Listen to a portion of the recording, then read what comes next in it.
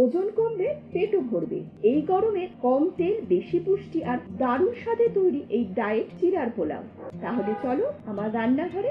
এখানে 100 গ্রামের মতো চিড়া রয়েছে। এটা একটু মোটা ধরনের চিড়া।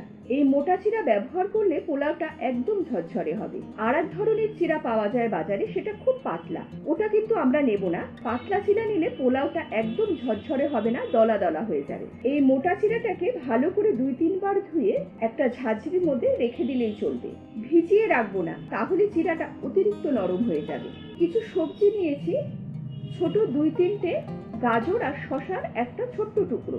গাজরের খোসাটা ছাড়িয়ে নিয়েছি আর শশাটা আমরা খোসা সমেত ব্যবহার করব। দুটো সবজিকে আগে থেকে ধুয়ে রেখে দিয়েছিলাম, এবার গ্রেট করে নিচ্ছি। সবজি তোমার ইচ্ছে মতো ব্যবহার করতে পারবে, তবে যে সবজি ব্যবহার করো না কেন তা খুব মিহি করে কুচোবে বা গ্রেট করে নেবে।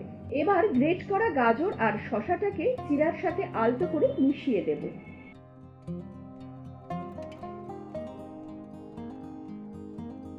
কড়াইতে সামান্য সাদা তেল গরম করে দিয়ে দেব শুকনো লঙ্কা, কারি পাতা, সর্ষে, ছোলার ডাল আর বিউলির ডাল।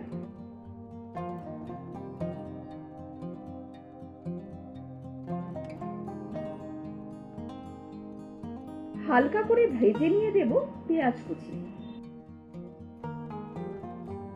পেঁয়াজ কুচিটাকেও একদম হালকা করে ভাজবো। খেয়াল রাখবে যেন লাল না হয়। এবার দেব নারকেল কোড়া, হালকা করে ভেজে নেব।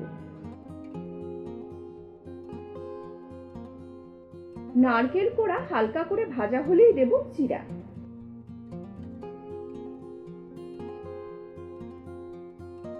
আলতো হাতে মিশিয়ে নিয়ে দেব স্বাদ মতো লবণ। তোমরা চাইলে মিষ্টিও দিতে পারো। আলতো হাতে সবকিছুকে ভালো করে মিশিয়ে নিয়ে গ্যাসের আঁচ একদম কম রেখে একটা ঢাকা দিয়ে রেখে দেব ঠিক 2 থেকে 3 মিনিট। 2-3 মিনিটের বেশি দরকার নেই, এতেই গাজর আর শশাটা মজে যাবে। গ্যাসের আঁচটা কিন্তু একদম কম থাকবে। 2-3 মিনিট পর একটু মিশিয়ে নিয়ে গ্যাসের আঁচ বন্ধ করে দেব লেবুর রস আর রোস্টেড বাদাম।